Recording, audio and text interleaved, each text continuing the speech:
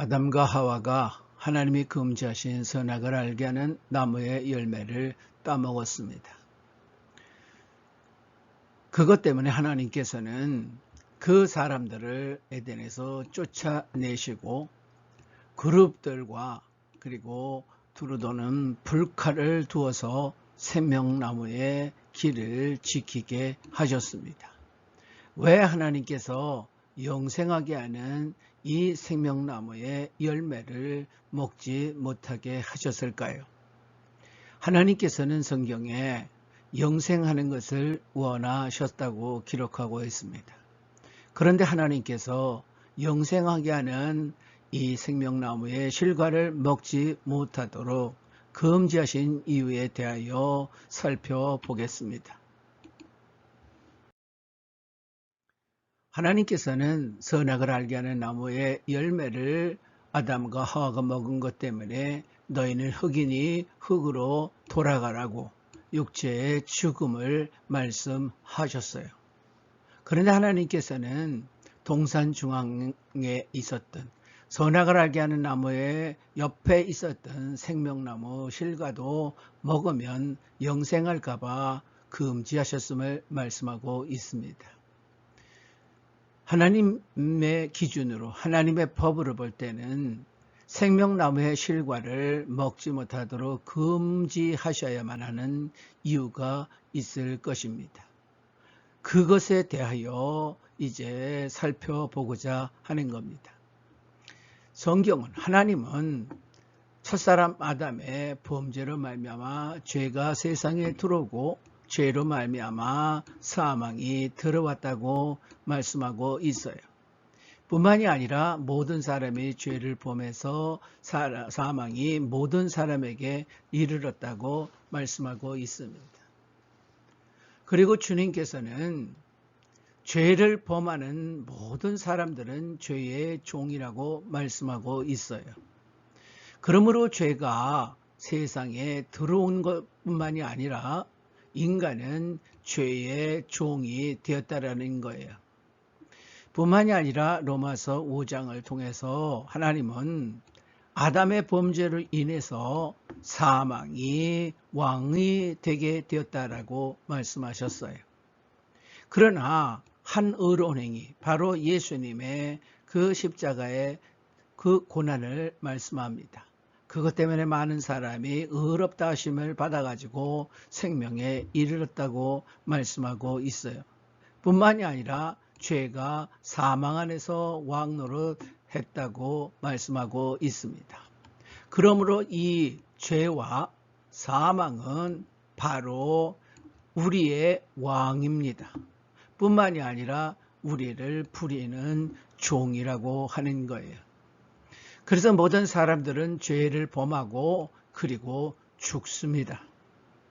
그러므로 하나님께서 우리의 이 죄와 죽음의 종된 우리를 지배하는 왕인 이 죄와 죽음의 문제를 해결하셔야 돼요. 그러면 하나님께서 생명나무를 그냥 먹으면 영생할 텐데 사망의 문제가 해결될 수 있지 않나 그렇게 생각도 할 수가 있을 겁니다. 그러나 우리는 분명히 알아야 돼요. 이 죽음이라고 하는 것은 두 가지를 말하고 있습니다. 흙으로 돌아가는 첫째 죽음뿐만이 아니라 영혼의 죽음, 바로 불못에 들어가는 이 문제도 있다라는 겁니다.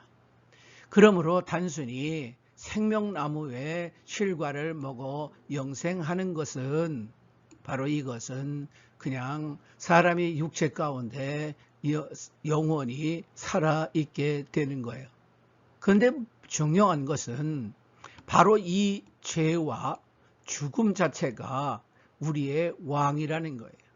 그리고 로마서 8장 2절을 통해서 하나님은 죄와 사망이 법이라고 노모스라고 하는 단어를 통해서 습관과 전통이다, 법이다 이렇게 말씀하고 있어요. 그것에서 해방되는 길은 성령의 생명의 법이라고 말씀하고 있는 겁니다. 그러므로 이 첫 번째 죽음뿐만이 아니라 두 번째 죽음, 죄의 문제, 이것을 해결하는 데 생명나무를 열매를 먹음으로서는 해결될 수 없음을 우리는 분명히 알 수가 있습니다. 그 모든 문제를 해결하는 방법은 선악과를 먹은 아담에게 여자의 후손이 올 것을 말씀하셨다는 거예요. 그래서 아담과 하와를 유혹을 해서 불순종하게 만들고 그것 때문에 죽게 만든 이 사탄에 대하여 하나님은 이것을 징벌하기로, 사탄을 없애버리기로 그렇게 하나님은 생각하셨던 겁니다. 그래서 여자의 후손이 와서 이 사탄과 원수가 되게 되어 있는 거예요. 대적관계를 하고 결국은 이 여자의 후손이 모든 그 사탄과 그 세력들을 다 박멸할 것을 말씀하셨어요. 약속을 하셨다는 겁니다. 그러므로 여자의 후손이 와야 되는 거예요. 근데 이 여자의 후손이라고 하는 것은 남자가 아버지가 되는, 남자에게서 태어난 그 자손이 아니라는 겁니다. 이것은 단순히 그냥 여자에게서 태어나야 돼요. 그런데 생리학적으로, 육체적으로 볼 때는 여자 혼자는 자손을 낳을 수 없습니다. 그러므로 전지전능한 하나님께서 이 여자의 후손이라고 말씀하신 것은 결국 마태복음 1장에서 말씀하고 있는 것처럼 성령으로 마리아에게 잉태된 그분, 바로 예수 그리스도를 말씀한다는 거예요. 예수 그리스도가 바로 사탄과 그 모든 악한 영들, 그 모두를 대적해서 결국은 그들을 멸하기 위하여 하나님께서는 여자의 후손으로 독생자를 보내실 것을 말씀하셨다는 겁니다. 그런데 우리가 알아야 될 것은 독생자 예수님이 우리를 구원하기 위해서는 반드시 그분은 죄가 없으셔야 되는 거예요. 만약에 죄가 있었다면 예수님의 십자가의 죽음이라고 하는 것은 자기 자신의 죄로 죽는 겁니다. 그러므로 그분의 피 흘림은 아무 의미가 없는 거예요. 그래서 반드시 메시아는 죄가 없는 사람이어야 되는 거예요. 그런데 아담의 후손은 모두가 다 죄의 종입니다. 죄가 왕이에요. 그러므로 모든 천하 인간, 아담의 그 씨에서 나온 인간들은 절대 여자의 후손이 될 수가 없습니다. 그리고 사탄을 박멸할 수 있는 그런 자격이 없어요. 왜냐하면 아담의 후손은 마귀의 종이기 때문이에요. 성경이 진자는 이긴 자의 종입니다. 그래서 마귀가 시키는 대로 선악을 알게 하는 나무의 열매를 먹은 아담과 그 후손들은 모두가 다 마귀의 그 종인 거예요. 마귀가 왕인 겁니다. 그러므로 마귀를 천하 인간은 이길 수가 없습니다. 그러므로 우리의 원수인 죄와 죽음과 그리고 사탄의 문제는 아담의 후손은 절대 그것을 회복시킬 수 없습니다. 오직 하나님께서 아담에게 약속하신 여자의 후손, 바로 마리아에게서 성령으로 잉태되어 이 땅에 오신 그분, 그분이 온갖 시험을, 유혹을 받았지만 모든 천하 인간같이 그렇게 사셨지만 그러나 그분은 범죄한 적이 없다는 겁니다. 그래서 사탄이 죄와 사망과 함께 예수님을 십자가에 못 박아 죽였습니다. 율법을 사용했어요. 율법을 통해서 재판하는 제사장들, 사두개인 바리새인들, 율법 아래 있었던 그 이스라엘 백성들을 통하여 예수님을 십자가에 못 박아 버렸다는 겁니다. 그러므로 죄 없는 예수님이 십자가에 못 박혀서 물과 피를 다 쏟으셨기 때문에 그분의 죄 없는 피가, 그분의 목숨이, 그분의 영원의 죽음이 죄와 죽음과 사탄에서 구원을 받게 하는 그런 법, 그러한 능력이 될 수가 있는 겁니다. 그래서 히브리서 9장 26절에 하나님께서는 예수님이 자신을 단 한 번 제사로 하나님이 그 죄사함을 위한 구원을 위하여 드리는 제사를 드렸다는 거예요. 그런데 그분의 그 제사가 죄를 없이 한 것이라고 말해주고 있어요. 그런데 우리는 이 없이 한다는 단어의 뜻이 참 심오하다는 걸 알아야만 합니다. 죄를 없이 한다는 이 단어는 아데테시스인데 죄의 제거, 옮김, 폐지 이런 뜻을 가지고 있어요. 그러므로 죄 자체를 없애버립니다. 자범죄와 그 원죄 자체를 없애버리는 거예요. 그리고 우리가 갖고 있는 죄를 옮겨버립니다. 그런데 예수님은 죄를 담당했다, 가져갔다라고 말씀하고 바로 세례 요한은 예수님에 대하여 세상의 죄를 가져가는 어린 양이라고 증언한 바 있습니다. 그러므로 예수님의 제사라고 하는 것은 바로 죄를 없이 하고 죄가 법으로 왕으로 하나님의 그 아담에게 주어졌던 왕권을 시험을 통해서 마귀가 갖고 있는데 그래서 죽음의 능력을 가지고 인간을 종으로 그렇게 부리고 있는 이 마귀가 갖고 있는 모든 권세나 이런 부분들을 이제 하나님께서는 폐지해 버리기를 원하셨다는 거예요. 그래서 예수님의 십자가의 고난을 통해서 죄와 죽음과 사탄의 이 모든 문제를 자범죄, 원죄 모든 것을 없애버리시는 거예요. 그러므로 모든 사람들은 이제 예수님의 공로를 믿기만 하면은 구원을 얻을 수가 있게 된 겁니다. 로마서 6장을 통해서 하나님은 예수님이 단 한 번의 제사로 이루놓으신 이것을 믿는 자들에게 적용시키는 법에 대하여 하나님의 지혜 지식에 대하여 말씀하고 있어요. 예수님은 십자가에 죽으셨습니다. 그리고 장사되었고 그분은 3일 만에 부활하셨습니다. 근데 하나님께서는 로마서 6장 4절의 6절을 통해서 예수님의 죽음과 우리가 합쳐서 세례를 받는 것이라고 말씀하고 있어요. 그러므로 세례는 물속에 잠기는 거고 그것은 바로 장사되는 것을 말하고 예수님이 바로 죽은 자 가운데서 다시 살아나심으로써 오직 우리는 성령까지 받게 되는 겁니다. 그래서 이 죽음과 장사와 부활을 거듭남과도 성경은 연결시켜서 말씀하는 거예요. 그러므로 우리가 믿고 예수 이름으로 세례를 받습니다. 그 세례는 그 형식이기도 하지만 그러나 이것은 죽으신과 합하고 장사와 합하고 그리고 부활과 합해지는 하나님의 방편이라는 거예요. 우리는 세례를 받기 전에 하나님을 인정하고 예수님을 메시아로 우리는 인정한 후에 신앙 고백을 한 후에 세례를 받습니다.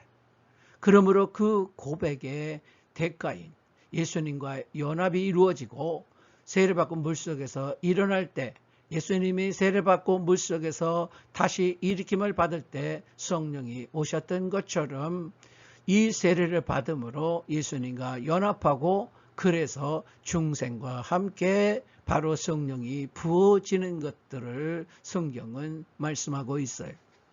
그러므로 우리가 예수님과 합하는 내가 그분을 메시아로 믿고 그분과의 연합을 원하는 믿음으로 세례를 받는다면 예수님의 그 대속이 우리를 이제 연합하게 된다는 거예요.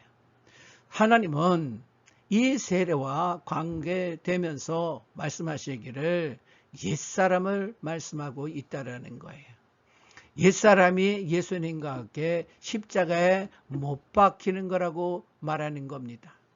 그러므로 예수님이 2000년 전에 십자가에 달려 죽으셨지만 오늘날 어떤 사람이 예수님을 주님으로 영접하고 그리고 세례를 받는다면 그 순간에 장사와 부활에 연합하는 것뿐만이 아니라 그것을 통해서 우리가 아담으로부터 물려받은 이 옛사람이 십자가에 못 박히게 된다는 거예요. 그러므로 십자가에 못 박혀 예수님이 죽은 그것과 우리 옛사람이 갖고 있는 그런 모든 것들이 이제 힘을 잃게 되는 거예요. 그래서 죄의 몸이 죽어서 죄에게 종노릇하지 않게 되는 것이라고 말씀하고 있습니다. 그러므로 내가 세례를 받느냐 안 받느냐는 굉장히 중요한 것이고 하나님께서 우리에게 구원을 주시는 것. 예수님이 그 십자가에 죽으셨다가 장사가 되고 부활한 이 은총으로 모든 죄사함과 이런 것이 이루어졌는데 이것을 우리에게 적용시키는 방법이 바로 예수님의 십자가의 고난과 부활의 모든 것들과 우리를 연합시키는 겁니다. 이게 하나님의 그 법이고 그리고 하나님의 말씀, 하나님의 약속인 겁니다. 그러므로 인해서 모든 믿는 자들에게는 성령이 부어집니다. 성령은 그냥 부어지는 것뿐만이 아니라 성령님께서 믿는 사람에게 부어줄 때, 그 사람에게 오실 때 그 성령은 우리에게 영이 하나님으로부터 태어나는 하나님의 자녀가 되는 새 사람, 그 사람이 되는 것임을 우리는 알아야만 합니다. 그래서 그리스도의 영이 없는 사람은 그리스도의 사람이 아니라고 말씀하고 있는 거예요. 그리스도 합한 자는 한 영이라고 성경은 말씀하고 있는 겁니다. 그로 인하여 우리는 알아야 될 것이 예수님의 십자가의 고난과 그 부활의 영광과 내가 믿음으로 세례를 통하여 합함으로 말미암아 그 예수님이 십자가를 지신 결과로 아버지께 약속받은 성령을 우리에게 보내주셨고 그 성령이 부어지는 원인은 내가 하나님의 자녀가 되는 것과 성령으로 살아서 죄에서 해방된 삶을 살고 그리고 그 예수님의 모든 것을 알고 하나님께서 우리를 준비해 준 모든 것을 알고 연약함으로 하나님 뜻대로 기도하지 못하는 우리들에게 응답받는 기도 생활을 하게 하는 등의 모든 성령의 역사를 위하여 하나님은 성령을 보내주시는 겁니다. 그리고 예수님에게 약속하신 이 성령은 바로 에스겔 36장 26절 27절에 나오는 대로 그리고 예레미야에서 말하고 있는 바로 새 언약과 그리고 새 언약이 예수님이 자신의 피로 맺는데 그로 인하여 예수님이 하나님과 그 에스겔을 통하여 약속하신 새 영과 새 마음을 받고 그리고 성령을 그 인간의 가장 깊은 것에 받게 되는 그 말씀의 성취라는 겁니다. 그러므로 예수님이 아버지께서 그 성령을 보내실 거다. 내가 아버지께로 가면 성령을 보낸다고 말씀하셨는데 이것은 바로 에스겔을 통하여 새 언약의 결과로 주어지는 율법이 아니라 은혜로 구원을 얻는 예수님의 십자가의 대속을 통하여 우리가 구원을 얻는 것을 위하여 하나님께서는 새 언약을 주셨고 그 언약의 성취라는 것을 또한 우리는 이해를 해야 합니다.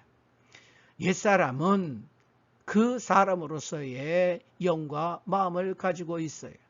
그런데 거듭난 사람은 새 사람입니다. 그러므로 성경은 의와 진리의 거룩함으로 지으심 받은 새 사람을 말씀합니다.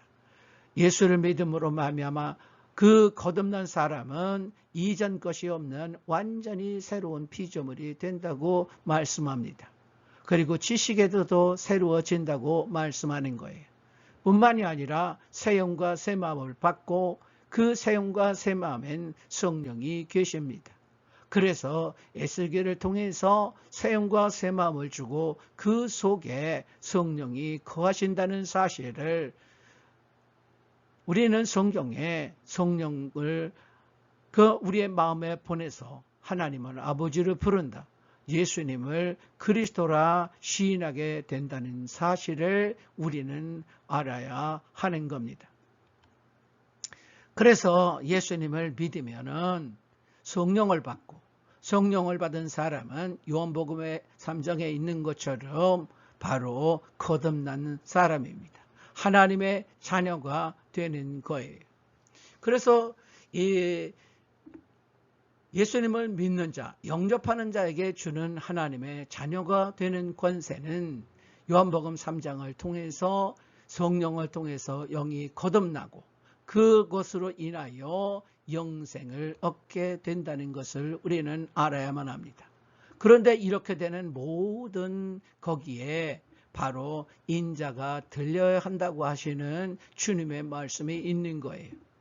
여기에서 주님은 모세가 광야에서 뱀을 든 것처럼 놋뱀을 만들어 장대에 매달아 불뱀 올리는 사람들이 그것을 보는 때마다 그 사람들이 살아났던 것처럼 내가 십자가에 달리면 그것을 바라보는 사람, 나를 십자가의 고난을 인정하는 사람들에게는 바로 성령을 통하여 거듭나고 영생을 얻게 된다고 주님이 말씀하셨던 것을 우리는 알아야만 합니다.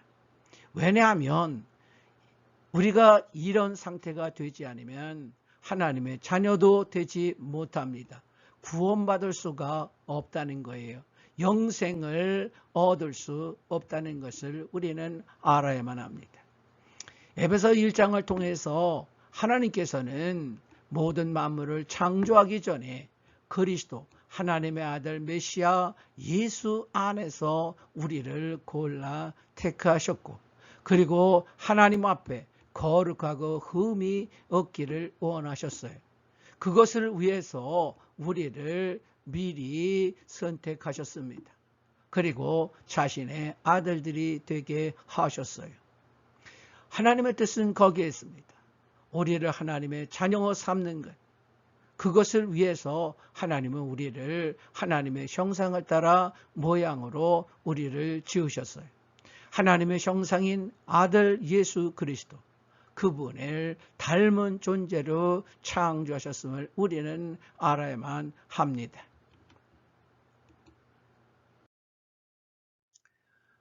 우리가 하나님의 아들들이 되려고 택하셨어요.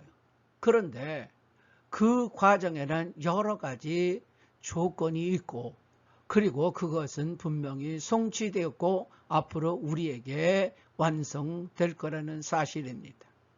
고린도 15장을 통해서 죽음과 부활과 죄와 이런 것에 대하여 성경은 말씀하고 있습니다. 예수님은 하늘에 속한 자라는 거예요. 그리고 사람은 땅에 속한 자입니다. 그래서 아담으로 물려받은 땅에 속한 자의 형상을 입고 있어요.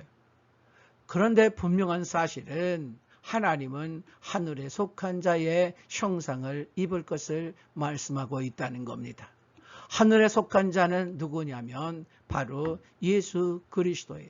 그리고 그분은 죽은 자 가운데 다시 살아나셨는데 그분의 몸이 영적인 신령한 몸으로 살았다고 말씀하고 있어요. 그러면서 예수님의 그 부활한 형상은 죽지도 않고 그 하늘에 속한 자로 하나님의 아들로 완성게 되었고 믿는 자들은 그분의 형상, 바로 여기에는 형상은 에이콘이라는 단어로 정신적인 심상, 심성, 덕성들을 말하고 있어요.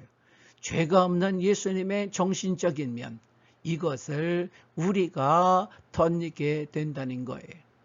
그뿐만이 아니라 고린도후서 3장 18절을 통해서 예수님과 동일한 형상으로 우리가 고침받을 거라는 거예요. 그렇게 변모될 거라는 거예요. 그것이 없이는 우리가 하나님의 영광 앞에 도달할 수 없습니다.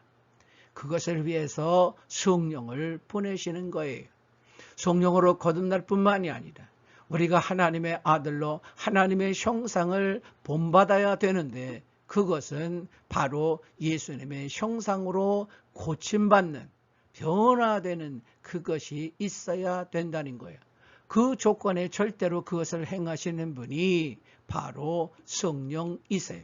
그러므로 예수님의 속죄가 이루어지지 못하면 성령은 오지 못합니다. 그래서 하나님께서는 우리로 하여금 아들의 형상을 본받음으로 예수님을 하여금 많은 형제 중에서 맏아들이 되게 하려는 그 뜻을 하나님이 성취하실 수 있다는 거예요. 우리가 정말 많은 하나님의 아들이 되어야만 예수님은 그분의 맏아들이 될 수가 있어요. 하늘과 땅의 모든 권세를 가지고 만주의 주요 만왕의 왕인 그분이 되실 때 바로 하나님의 뜻은 성취되는 거예요. 예수님의 십자가를 통해서, 순종을 통해서 아버지를 영화롭게 하셨습니다. 그것 때문에 하나님께서는 예수님을 영화롭게 하십니다. 그것이 바로 뭐냐? 하나님께서 갖고 계시는 만왕의 왕이요 만주의 주라고 하는 그 칭호를 받는 겁니다. 예수님이 하늘과 땅의 권세를 갖는 겁니다. 그것은 바로 예수님의 십자가와 부활을 통해서 가능하게 되는 거예요. 왜냐하면 하나님이 많은 아들을 듣고 싶은 그 계획을 예수님이 고난을 통해서, 낮아짐을 통해서 그분이 십자가의 죽음으로 그것을 성취하셨기 때문에 하나님은 모든 권한을 주시는 겁니다. 예수님은 우리가 정말 그분의 죽으심과 부활을 닮아야 돼요. 예수님의 죽음의 세례로 동참함으로써 부활도 동참합니다. 그래서 사도 바울은 자기의 꿈은 뭐냐? 예수님의 죽으심을 본받음으로, 죽으심을 본받았다면 나는 부활도 본받을 것이니까 예수님의 부활에 이르려고 한다는 사실을 갈망하고 있음을 말하고 있어요. 왜 그랬을까요? 삼천층에 수도 없이 올라가서 직접 하나님으로부터 모든 비밀들을, 복음을 설명 들었던 바울이에요. 그러므로 모든 하나님께서 주시는 구원의 완성, 영생과 이런 모든 것은 바로 부활에 있음을 그가 알았기 때문이에요. 그래서 빌립보 3장 21절을 통해서 낮은 몸, 아담으로부터 물려받은 그 낮은 몸을 예수님의 영광의 몸의 형체와 같이 우리를 변하게 하실 거라는 거예요. 그러므로 예수님과 우리는 하나님의 아들로서 모든 면에 닮게 되는 거예요. 그러므로 성경은 예수님은 많은 형제들의 맏이로서 많은 아들과 같이 그 모든 것을 이제 인정받는 것, 믿는 사람들의 형제가 되는 것에 대하여 예수님은 아무 불만이 없고 그것을 기뻐하셨음을 성경은 말하고 있어요. 이제 우리가 그렇게 부활한 것, 그리고 나면 이 땅은 저주받았기 때문에 이 땅은 없어져야 합니다. 하나님께서 새하늘 새 땅을 마련하시고 그것에 이제 우리를 가 있게 하셔야 돼요. 왜냐하면 세상에는 죄와 죽음이 들어왔고 사탄의 지배권이 있는 곳이에요. 그리고 저주가 임했습니다. 그러므로 이곳은 폐해져야 되는 거예요. 뿐만이 아니라 죄가 가득한 곳이니까 우리가 들어갈 이 새하늘과 새 땅은 의가 거하는, 의로 가득한 곳이어야 된다는 겁니다. 그래서 죄가 없는 곳, 의만이 가득한 곳, 하나님은 의로운 분이기 때문에 하나님을 닮은 자들이 있는 그곳은 당연히 죄가 없고 의로 가득한 것. 그래서 해침도 눈물이나 통곡이나 그런 모든 것이 없는 곳이어야 되는 거예요. 근데 성경에 이 새라고 하는 새하늘 새 땅에 쓴 이 새자는 바로 이전과 다른 절대적인 면에서 완전히 새로운 것, 이것을 뜻합니다. 그러므로 지금 첫 하늘과 땅의 이 우주의 상태와는 근본적으로 다른 것이 됩니다. 그래서 우리가 들어갈 새하늘 새 땅, 이곳에 우리는 들어가야 되고, 그 들어가는 사람은 바로 영원히 구원을 받았다는 겁니다. 범죄한 영혼을 죽습니다. 그러므로 둘째 사망에 이르게 되어 있는 거예요. 죄의 문제를 해결받지 못한 영혼은 영벌을 받게 됩니다. 그러므로 예수님의 이 모든 대속의 은혜를 믿는다면 그 결과로 영혼의 구원이 주어지게 되는 거예요. 디모데후서 4장 18절은 하나님이 우리를 모든 악한 일에서 건져내시고 그의 천국에 들어가도록 구원하신다 말씀하고 있어요. 그러므로 이 천국에 들어가는 것 자체가 구원이라는 겁니다. 그런데 천국에 들어가기 위해서는 우리는 죄와 죽음과 그 사탄의 문제를 해결받아야만 합니다. 다시는 죽을 수 없는 존재가 되어야 돼요. 그런데 이 모든 것의 성취는 죄가 없는 그 하나님의 보내신 구속자 예수, 하나님이여 영생이고 그리고 참 사람이셨던 예수님의 대속을 내가 받아야 되고 그분을 닮을 때 가능한 겁니다. 그것을 이루는 길은 바로 우리의 육체가 죽고 예수님의 영광스러운 그 신령한 몸의 부활을 입어야 되는 거예요. 그러므로 하나님께서는 바로 생명과를 먹고 죽지 않는 것, 그것을 막으셨던 거예요. 죽어야만 합니다. 그래서 옛사람을 죽어서 벗어버리고 육신을 벗어버리고 새 사람이 되고 새 사람에 합당한 죄 없는 그런 영혼과 마음과 그리고 몸을 갖는 것, 예수님을 닮는 것, 그것이 유일한 길이기 때문에 하나님은 생명과에 이르는 길을 막으셨음을 우리는 이해해야 합니다. 그만큼 하나님은 전지전능하시고 완전하시고 좋으시고 계획한 것을 다 이루시는 분입니다.